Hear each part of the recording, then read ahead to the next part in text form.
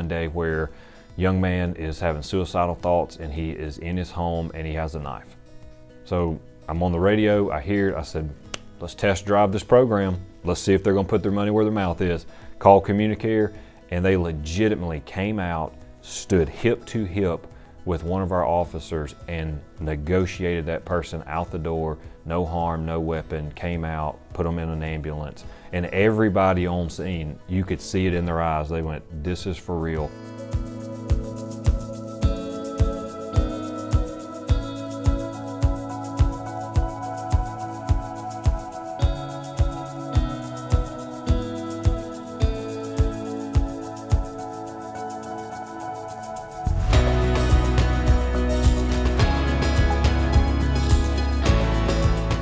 Law enforcement and mental health therapists, that we come from two completely different worlds, and it's learning how to trust each other that has really been the pillar, and I think that we've all done it so well.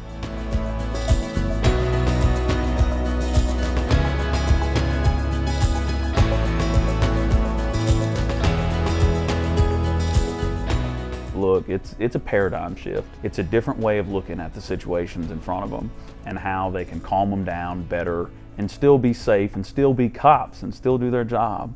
There's so many people that in today's world that we're dealing with mental health, and when this kicked off heavy was early 19 going into 20, and the pandemic and all the things that were going on, we saw more mental health calls than we'd ever seen in the history of our department. CIT became such a vital role for us to protect our community and protect our officers, and then it created this conversation. It created a conversation for the community, it created a conversation for our people. We started looking at these calls completely different. Today we're doing scenarios with people that are in a crisis, which a majority of these people that are in this class with me, they've been on the streets for at least a year, so chances are we've all already kind of dealt with this, but this has given us a different approach, and it's more of a humanizing approach. Empathy is massive. We go into the details of it. We explain to them that it's a physical response, that it's not just a touchy-feely emotional thing, that it's a physical response. And we've got to tap into it because that's the biggest key. We got a call about a young lady that was on top of the parking garage. Her friend called 911, we rushed over there, and she was sitting up there with her feet dangled over. She was a high school kid. And I slowly approached. Didn't want to scare her, didn't want to freak her out. I just started talking to her, see if she would willingly come down. So I was able to get her to turn around and face inward, which made me feel a little bit better about the situation. So I kept talking to her, tried to learn about her as a person, and found out she was accepted into multiple colleges. She wanted to go to a certain college, and I don't think her family was able to afford that. And she'd just been struggling with being a teenager and trying to figure out what's next in life, getting ready to graduate. I just grabbed her down. She didn't fight. I just held on to her, pulled her away, brought her over to a car, and we were able to contact her mother, and we got EMS there to take a look at her too. What it really taught me is that you can't just rush into a situation. You always have to see and pick up, what's going on with that individual that you're dealing with.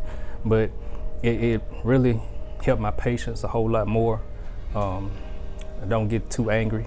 I'm able to talk things out better and get a full understanding of what's going on, because you don't want to have to arrest someone if they don't need to be arrested. It provides a way for us to understand what they're going through, see if they have been living with any kind of mental illness, and if they have, we got good people here at Communicare that can help out. We're able to intervene at a scene with a police officer, and then the police officer can take them immediately over to our crisis stabilization unit.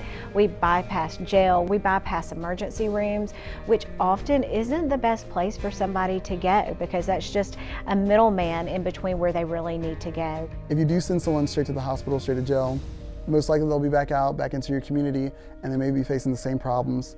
So I guess practically, you send them to the resources they need, and they just have that one instance, and they get the help they need right then, so they don't come back into your community and become a problem again. We put all these tools on our tool belt.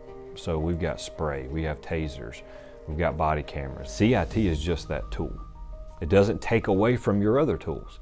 it adds to your capabilities. And when you have more tools at your disposal, you have a better chance of getting a positive outcome. I really hope now, since being through this and understanding more of how the CIT works and working with Communicare, I feel like I'll have a whole lot more avenues that I can take back and, you know, teach my officers and also just be able to actually help more. Look, we're here to serve the community, and it's not solely writing tickets and arresting people. There's more to it than that, and that's really why I became a law enforcement officer, because I love this community, and everybody should be entitled to the same respect and same treatment from us. We believe in it that much, and our agencies do, and we just want to be a part of it and keep going with it. We've not had one officer that has not said it was the best training they've ever gotten.